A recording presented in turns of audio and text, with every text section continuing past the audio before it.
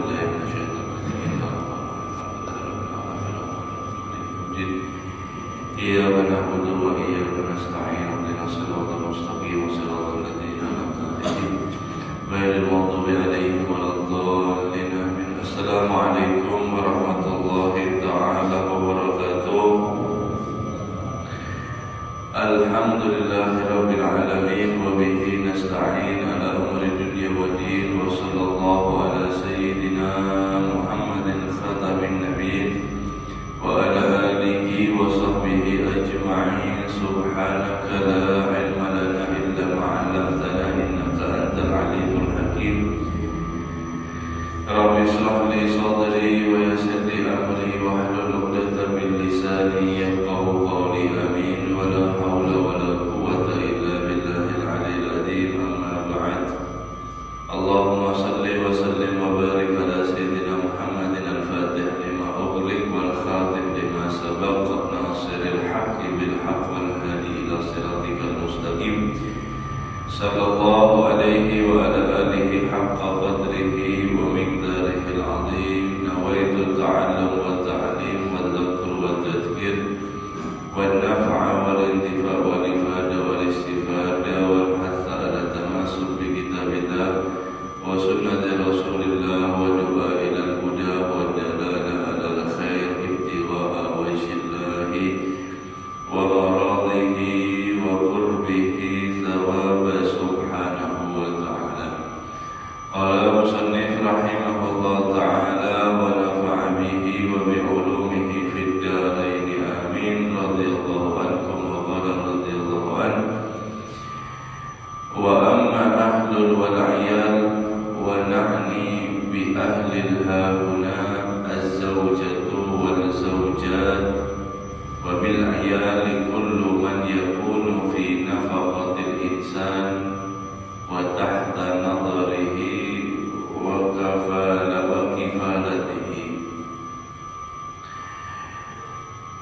Hak ahli wal ayal, bab atau pembahasan tentang hak-hak keluarga, istri dan juga orang yang wajib dia tanggung. Adapun maksud di sini keluarga bil ahli haguna, yaitu az-zaujah wal zaujat, istri atau istri-istri. Wabil ayal, dan maksud daripada haknya seorang ayal itu adalah setiap siapapun yang di dalam tanggungan nafkahnya dia, yaitu seorang manusia. Wa tahta nadrahi wa kifalatihi, dan juga orang yang dia perhatikan, orang dia yang berkecukupan atau dia cukupi. Itu maksudnya haknya seorang istri dan juga anak-anak seperti itu, atau orang yang menjadi tanggung jawab atas nafkahnya beliau. Wa yajibu alaihi al-qiyam bi nafaqatihim wa kiswatihim. Apa kewajiban seorang suami, seorang laki-laki kepada istri dan juga anak-anak mereka, atau bahkan daripada orang yang lain yang mereka tanggung, yang wajib atas mereka, atas suami, yaitu qiyamu bi nafaqatihim, untuk dia memberikan dengan benar, yaitu dengan nafkahnya, wa kiswatihim, dan juga sandang pangannya. Diberikan nafkah, wajib ya hukumnya, diberikan nafkah dan juga daripada kebutuhan seperti pakaian, pangan dan lain-lain. Wa ri'ayatu huquqihim, dan wajib juga untuk memberikan, memperhatikan daripada hak-haknya mereka. Wa irsyadihim ila wadha'ifi dinihim, dan juga membimbing, wajib dia membimbing untuk memperluas, menambahi urusan agamanya yang wajib. Wa ma fihi salamatuhum wa najatuhum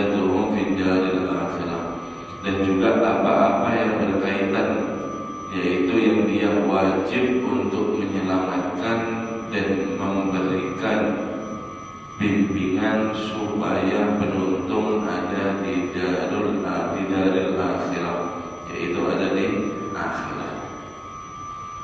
Jadi seorang ayah atau seorang suami itu pertama wajib nafkah zahir.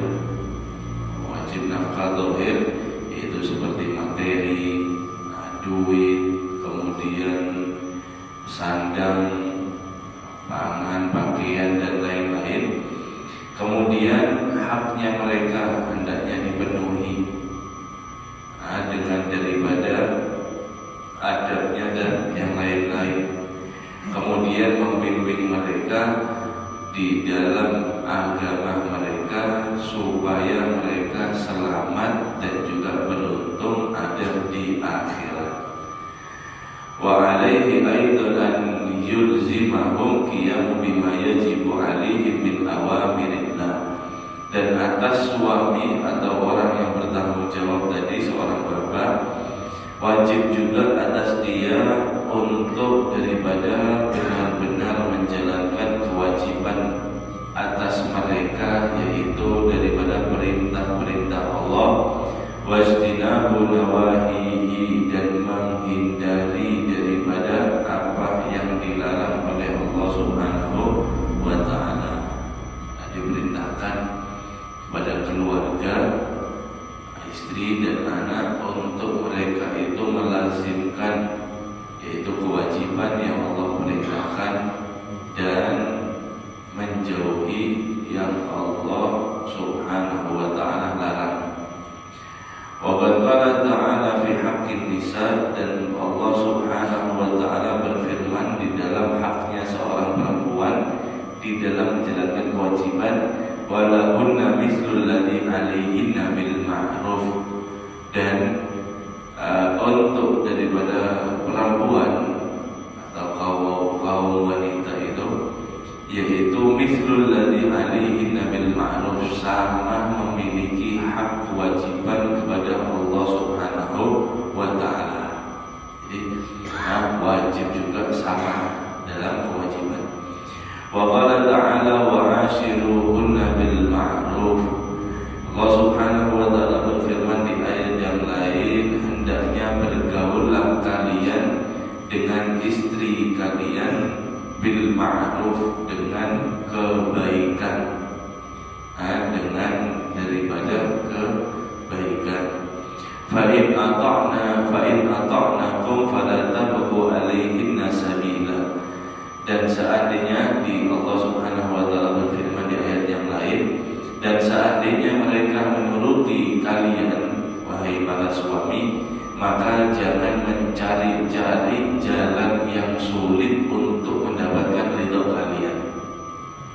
Nah, ini adalah beberapa ayat yang Allah Subhanahu wa ta'ala yaitu memberikan tahu bahwasanya binian itu juga memiliki kewajiban sholat, zakat, dan urusan agama yang lainnya. Kemudian juga mereka harus taat kepada suami. Mereka diperintahkan oleh Allah, para istri, untuk taat pada suami. Ketika istri itu sudah taat, maka jadi suami, bahaya para suami, jangan kalian mencari jalan yang sulit. Sudah berasian, kada puas, nanti nyari yang ini lagi, yang macam-macam. Maka jangan seperti itu. Kurang lebihlah kalian terhadap daripada yaitu suami istri. Kalau istri sampean masih, ya sudah, yang sederhana saja permintaannya. Jangan nanti aneh-aneh. Aneh-aneh dalam makanannya, mungkin harus ada ini, harus ada ini, harus udangnya lobster misalnya. Ini ngali, duitnya kada dijulung, minta lobster. Ini kan repot akhirnya. Jadi kesian sih, seadanya kurang lebih. Seadanya. Jangan Fa in ata'nakum, jika kalian dituruti sama istri kalian, fala tabghu alaihinna sabila, jangan cari jalan yang sulit terhadap mereka. Wa qala Nabi sallallahu alaihi wasallam, dan Nabi sallallahu alaihi wasallam bersabda,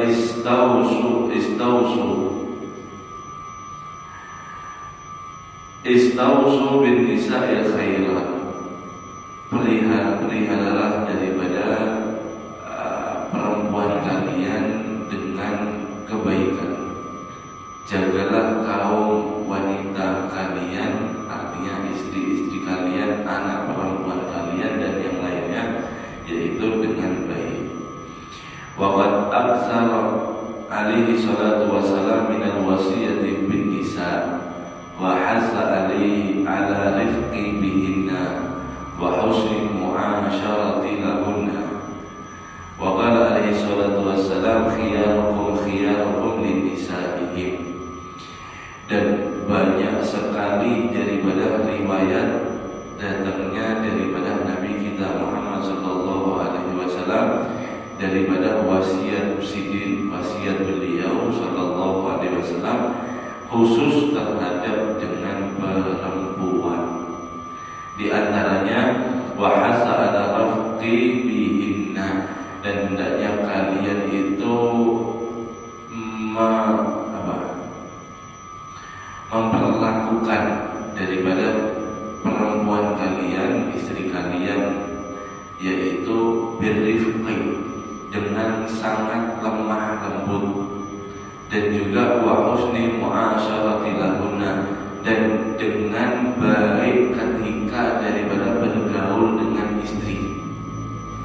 Dan Nabi sallallahu alaihi wasallam bersabda, khiyarukum linisa'ihim, sebaik-baik kalian yaitu adalah orang yang sebaik-baik kalian untuk perempuan kalian. Jadi suami itu, laki-laki itu kelihatan baik, kelihatan kehormatannya, wibawanya itu ketika mereka memperlakukan perempuan bagaimana?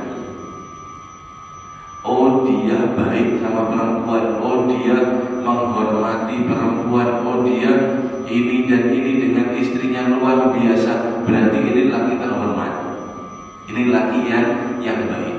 Tapi kalau sudah lelaki ini merendahkan perempuan, mengucilkan mungkin istrinya, meremehkan mungkin perempuan istrinya atau perempuan anaknya dan lainnya, maka ketahuilah ini laki-laki tidak memiliki kehormatan, artinya dia adalah orang rendahan. Makanya itu Nabi SAW,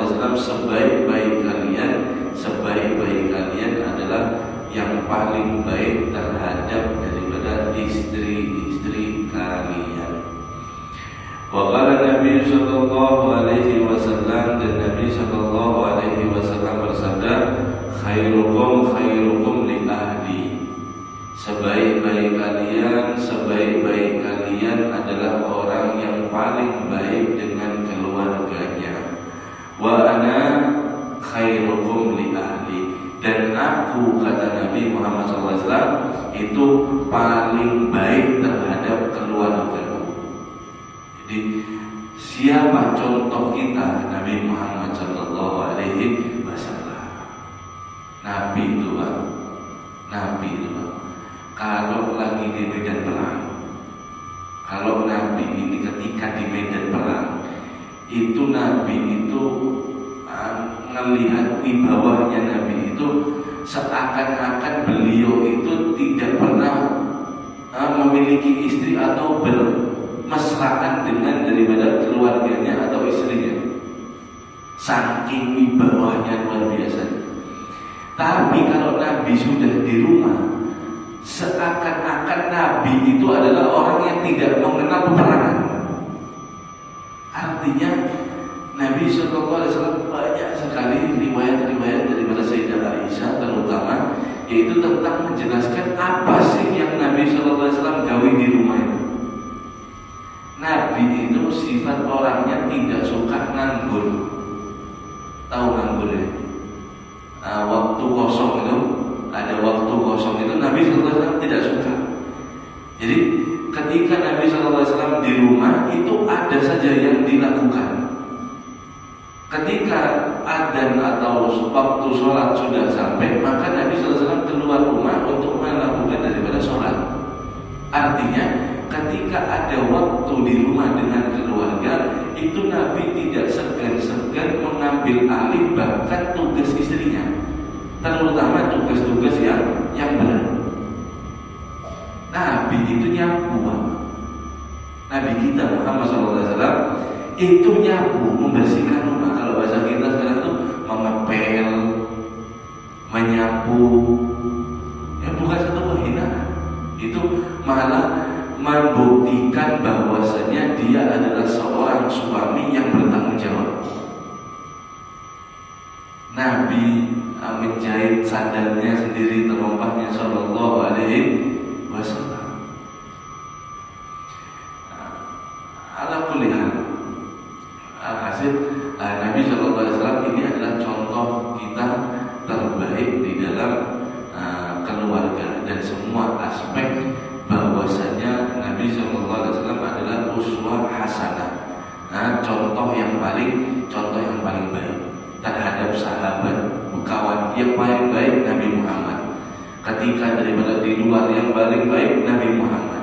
Ketika dengan orang tua yang paling baik Nabi Muhammad. Sama anak muda yang paling baik Nabi Muhammad. Ketika sama keluarga, sama istri yang paling baik Nabi Muhammad sallallahu alaihi wasallam. Makanya itu kita ini perlu sering-sering membaca daripada sejarah Nabi kita Muhammad sallallahu alaihi wasallam, terutama terhadap beliau sallallahu alaihi wasallam, bagaimana muamalah kepada keluarganya, yang dimana kita ini atau yang telah beristri atau sampai punya anak, yaitu setiap hari menghadapi itu, dan tidak ada yang namanya keluarga itu tanpa masalah, ada, pasti ada.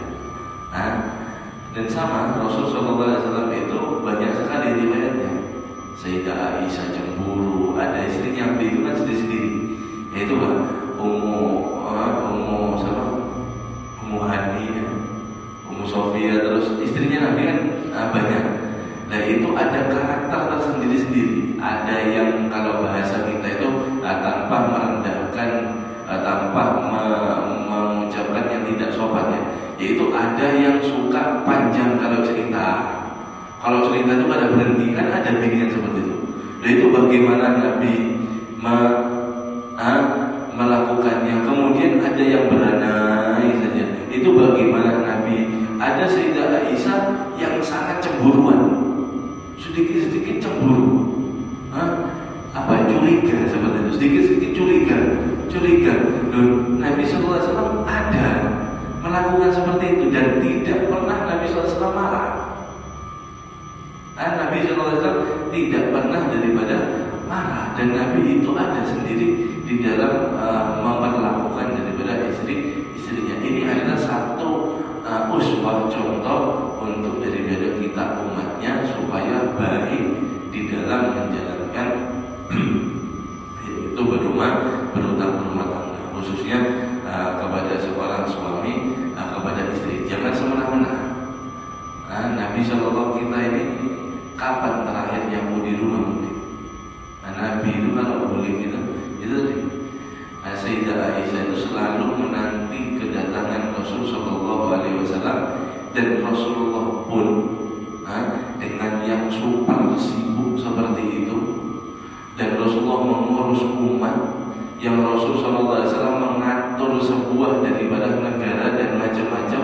Kalau sudah sampai di rumah itu semua Rasul Sallallahu Alaihi Wasallam tinggalkan, dan Rasulullah Sallallahu Alaihi Wasallam fokus waktunya untuk keluarga.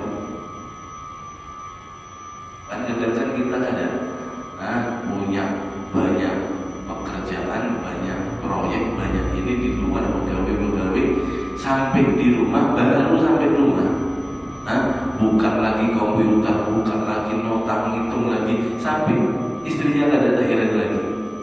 Kalau Nabi ini sesibuk-sibuknya kalau sudah di luar selesai masuk rumah, semua itu tinggalkan.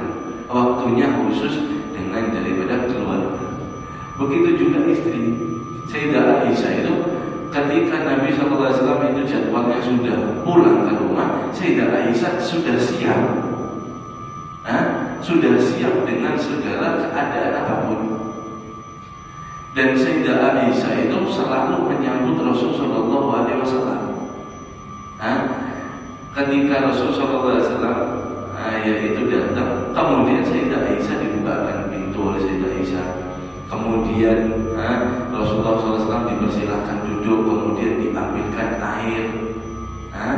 Kemudian ditanya bagaimana harinya dan bagaimana dan seterusnya. Ini membangun atau menciptakan satu keluarga yang akan membuatkan sakinah mawaddah warahmah. Kenapa? Sebabnya daripada mengikuti Nabi kita Muhammad SAW. Dan Nabi itu pernah ketika itu Nabi terluka, ada di pinggang luka. Ini pentingnya ketika ketemu keluarga yang sudah menunggu berjam-jam, untuk pertama kali itu jangan yang lain-lain dibahas. Yang pertama kali itu senyum, berikan salam, bersuka cita seperti itu setelah daripada pulang di rumah. Itu Nabi pernah terluka di pinggang. Ketika Rasulullah SAW datang, kemudian oleh Sayyidah Aisyah itu dipegang. Rasulullah dipegang sampai punggungnya. Kemudian di Sallallahu Alaihi Wasallam, ini kok basah, kata Sayyidah Aisyah. Kemudian diambil tangannya, dicium, baunya sangat harum. Ketika dilihat, itu adalah darah Rasulullah Sallallahu Alaihi Wasallam. Kemudian daripada Sayyidah Aisyah terkejut, ya Rasulullah, Anda terluka, engkau terluka pinggangmu, saya coba lihat, ini panik Sayyidah Aisyah. Rasulullah ketawa, senyum. Wahai Aisyah, kalau tak mau panik, saya obat di sini, tidak perlu Aisyah, tidak perlu. Kalau bahasa kita ya, bahasa ringannya itu, Sayyidah Aisyah takut, apa ya Rasulullah, apakah sakit ya Rasulullah, engkau pinggang, engkau berdarah ini? Kemudian Rasulullah SAW menjawab, kalau bahasa kita sekarang, enggak sakit, tapi ketika melihat senyummu, sakitnya itu hilang. Nah, kan ini apa ya, gombal tapi nyata. Dengan daripada istrinya Rasulullah SAW ini Pak Sayyidul Anbiya, pemimpin Nabi, ini hanya seperti ini. Kada gengsi, mau nyapu, mau nyuci, mau ngepel, kada gengsi. Dan seterusnya khairukum li ahli wa ana khairukum li ahli. Sebaik-baik kalian terhadap keluarga kalian, dan aku adalah orang yang paling baik terhadap keluargaku. Jadi itu satu kehormatan suami yang sangat-sangat besar adalah ketika memperlakukan daripada istrinya. Itu kelihatan jati diri suami laki-laki yang sebenarnya. Kalau dia baik, berarti baik juga kehormatannya. Kalau dia buruk, berarti buruk juga daripada kehormatannya. Jadi tergantung terhadap daripada seorang itu bermuasyarah daripada keluarganya. Fayambaghi lil insani an yakuna hasanul mu'asyarati ma'an nisa'i. Dan sesayogianya terhadap insan, suami, hendaknya dia bagus di dalam memperlakukan bersama perempuan-perempuannya, istri atau anak-anaknya, latifal akhlak, terutama istrinya, yaitu hendaknya kalian memperlakukan dengan latif, dengan lembut, dengan baik daripada akhlaknya, syafiqan, rafiqan, dan sangat penyayang. Jangan kasar sama binian, itu kata Allah ada. Sebab perempuan itu rentan, hatinya itu gampang terluka atau gampang tersakiti. Lembut, syafiqan, penuh kasih sayang. Kemudian yang tidak kalah penting adalah saburun ala jafaihinna wa su'i akhlaqihinna. Dan hendaknya kalian wahai suami, hendaknya sabar atas kalian ketika dijauhkan sama istri kalian. Artinya minta maaf ketika daripada suami ingin, entah itu ingin berhubungan suami istri atau ingin mengajak istrinya yang lain, kemudian menolak. Ini tugas suami, hendaknya saburun, sabar. Itu ada. Kalau daripada hadisnya, untuk si istri ada tersendiri. Ketika suami mengajak dalam hadis itu tidak boleh daripada istri menolaknya. Kalau keadaan suami guring sambil ghadban, dia keadaan marah, lana'atha limalaikat hatta tusbih, maka malaikat akan melaknat kepada istri ini sampai subuh. Ini babnya istri sendiri. Kita yang laki-laki supaya istri kita kan kadang seperti itu, Pak. Kita ini kan kurang lebih bermuamalah ya. Pentingnya kita sabar terhadap penjauhan mereka dan juga buruk akhlaknya mereka yang suka mungkin membangkang ketika kita bicara disahuti. Ini sebenarnya dilarang oleh agama. Kadang ada saja dalam rumah tangga seperti itu, dan itu wajar saja. Wa yakunu katsiran musamaha lahunna, dan kita sebagai suami hendaknya memperbanyak memaafkan kepada istri. Bima yajibu lahu minal huquqi alaihinna, untuk daripada kewajiban apa yang seharusnya mereka lakukan terhadap kita suami. Mungkin akhlaknya buruk, atau mungkin ketika daripada suami mengajak atau berbicara dan lain-lain, responnya tidak baik, maka kalau bisa kita hendaknya kurang lebih jangan sampai kita guring dalam keadaan marah kepada istri kita. Kenapa? Sebabnya kalau kita bujur-bujur marah, itu istri kita dilaknat oleh malaikat sampai subuh. Kan kasihan juga. Kan ini istri kita juga seperti itu. Kecuali kalau beberapa hal yang memang kelewatan si istri ini, atau daripada kebalikannya si suami. Artinya kalau kita mengerti porsinya, si suami porsinya seperti ini, kemudian si istri porsinya seperti ini, maka dengan belajar membaca hadis Nabi SAW dan menasih menuruti daripada kalam ulama, insya Allah rumah tangga itu akan berjalan dengan standar gitu, normal. Yang si suami bisa, yang si istrinya juga bisa. Jadi bukan bincang seperti itu, bukan salah satu, atau bukan yang kadang bisa jalan sama sekali, bukan. Tapi yang bisa berjalan bersama, yaitu mengerti antara hak si suami terhadap dirinya sendiri dan juga istri terhadap dirinya sendiri. Ya si suami harus tahu juga, tahu keadaan juga ketika mau memperlakukan atau bergaul dengan istrinya, tahu keadaan juga. Jangan yang melihat waktu juga seperti itu. Kemudian juga daripada istri, ya jangan selalu ditolak juga. Ya kalau pemanfir juga seperti itu.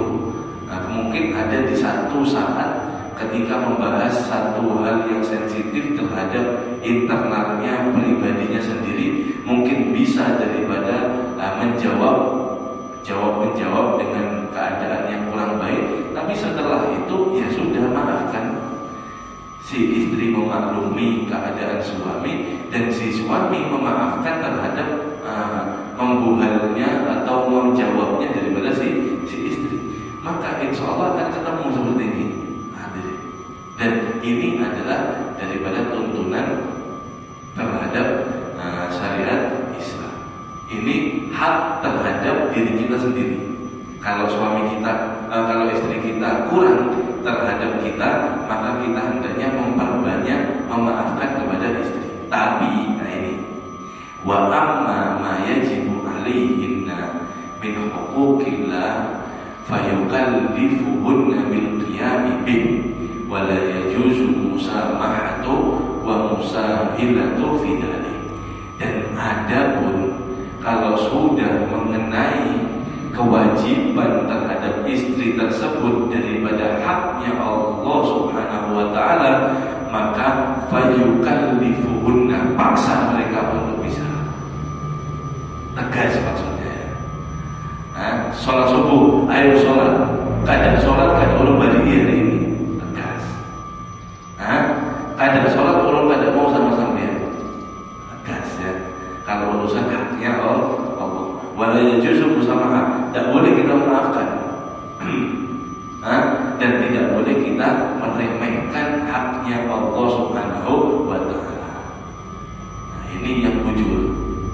Kalau haknya Allah, ya sudah, kita tegas. Tapi kalau haknya pribadi, kita lemah. Jadi tahu tempat. Jangan nanti ketika minta maaf ini minta bergaul malam hari, kadang mau dipaksa, harus ya apa caranya bergaul. Ketika sudah sampai subuh, malas mau mandi, oh dingin banyunya, kayaknya aja goreng lagi, iya gitu, goreng aja, dibiarkan. Ini kebalikan diri. Ini memaksa hak pribadinya, sahabatnya dilakukan, tapi haknya Allah diremehkan, dibuang. Ini kada baik dan ini salah.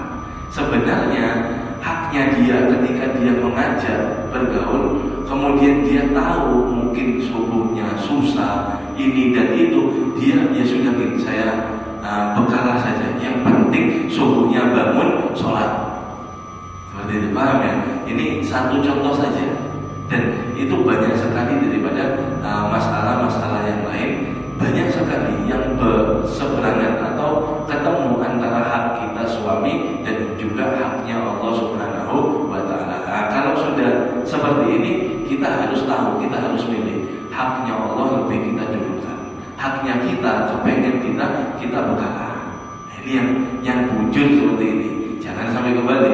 Haknya pribadi tegas, tapi kalau haknya Allah santai-santai saja. Lah tidak.